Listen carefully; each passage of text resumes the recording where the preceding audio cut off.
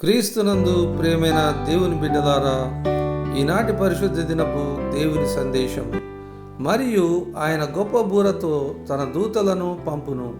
వారు ఆకాశం యొక్క ఈ చివర నుండి ఆ చివర వరకు నలుదిక్కుల నుండి ఆయన ఏర్పరచుకొనిన వారిని పోగు చేతురు. అంజూరపు చెట్టును చూచి ఒక ఉపమానం నేర్చుకొనుడి. అంజూరపు కొమ్మ లేతదై చిగురించినప్పుడు వసంతకాలము ఇంకా సమీపంగా ఉన్నదని మీకు తెలియను. ఆ ప్రకారమే మీరీ సంగతులన్నీ జరుగుట చూచినప్పుడు ఆయన సమీపముననే ద్వారము దగ్గరనే ఉన్నాడని తెలుసుకొనుడి. ఇవన్నీ జరుగు వరకు ఈ తరము గతింపదని నిశ్చయముగా మీతో చెప్పుచున్నాను. ఆకాశమును భూమియు గతించును గాని నా మాటలు ఏమాత్రమును గతింపవు.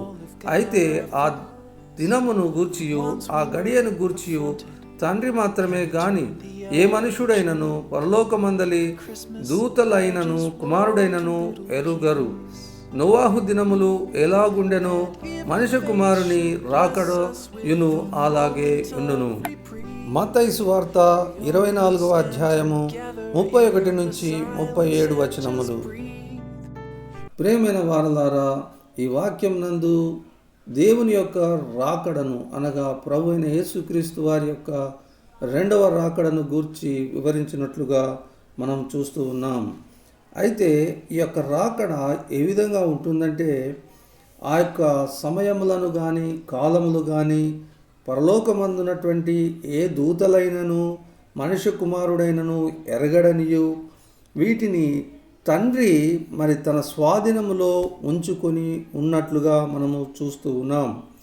నోవాహు దినములు అంటే పూర్వకాలమందు మరి జల ప్రళయము వచ్చినటువంటి ఆ కాలమందు ఏ విధంగా మనుషులు తినుచు త్రాగుచు నిర్లక్ష్యముగా మరి దేవుని సంగతులను ఏమాత్రము కూడా లక్ష్య పెట్టకుండా మరి నిర్లక్ష్యముగా ఉన్న సమయమందు ఏ విధంగా ఆ యొక్క నోవాహు కాలమందు జలప్రళయం వచ్చి ఉన్నదో ఆ విధంగానే మరి ప్రభు అయిన యేసుక్రీస్తు వారి యొక్క రెండవ రాకడయు ఉన్నదని మనము తెలుసుకొనుచున్నాం.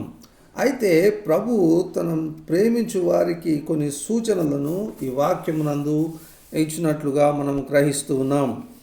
వాటిని మనం మనస్కరించినట్లయితే మరి ఈ యొక్క అంజూరపు చెట్టును మనం చూచి ఉన్నప్పుడు వసంతకాలము ఏ విధంగా ఆ విధంగా సమీపిస్తూ ఉన్నది, ఆ యొక్క చిగురుని బట్టి మనం గ్రహిస్తూ ఉన్నాము. మరి ఈ లోక పోకడలను బట్టి కూడా మనము వాటిని తెలుసుకొనగలము. అయితే మరి ఈ యొక్క సంగతులను మనము తెలుసుకున్నప్పుడు మనం జాగ్రత్త పడవలసిన వారమై ఉన్నాము. కాబట్టి ప్రియమైన వారలారా, ఈ యొక్క రెండవ రాకడను గురించి ఎవరైనా ఈ సమయమందు వస్తుందని మరి వారు చెప్పినట్లయితే అది అసత్యమై ఉన్నది. ఆ యొక్క రాకడను మనము సూచనలను బట్టి తెలుసుకొనగలమే కానీ అయితే ఆ యొక్క ప్రత్యేకమైన సమయమును మరి ఎవరునూ గ్రహింపజాలరని మరి దేవుని భక్తులైన వారు దేవుని రాకడ యొక్క సమయము నాకు జాగరూకులై ఉండవలెనని దేవుడు ఈ విధంగా నియమించి ఉన్నాడు.